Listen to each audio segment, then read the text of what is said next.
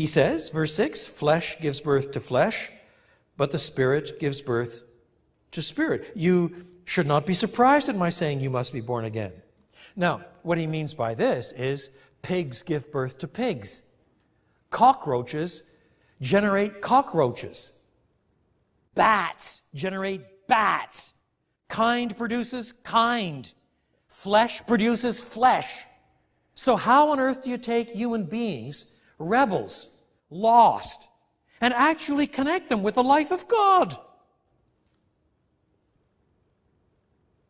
You're not going to produce that by natural selection. You're not going to have moral revolution by merely trying harder. What you really must have is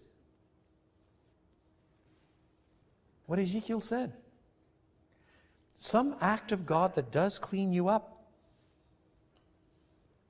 and that actually suffuses you with power from God Himself, from His Spirit, so that we are changed, transformed. You must have that, or you cannot possibly be connected with the life of God. And that's what He wants. Flesh gives birth to flesh. Don't be surprised that I demand something that is birth from Spirit. And then he gives another analogy. The analogy depends in part on the fact that the word that we translate spirit can also mean wind, depending on the context. So in the original is a bit of a pun.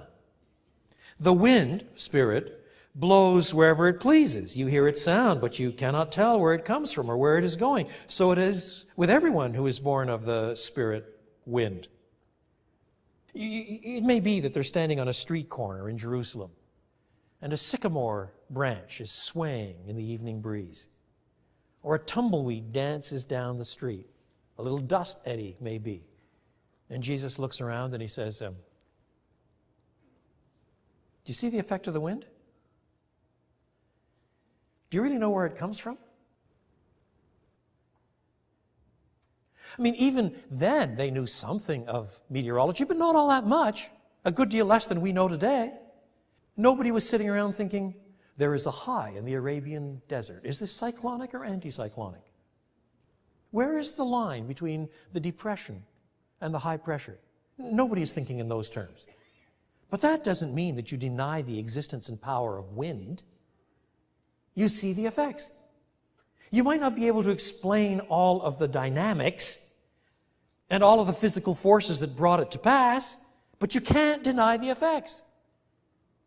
And then Jesus says, so it is with everyone who is born of the Spirit.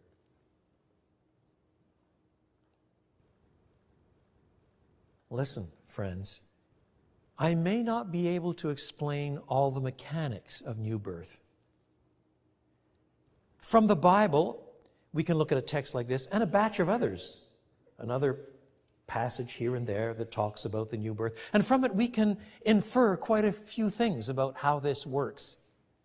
But at the end of the day, we don't have a full analysis of how God works powerfully within us to transform us. But where there is genuine new birth, you always see the results.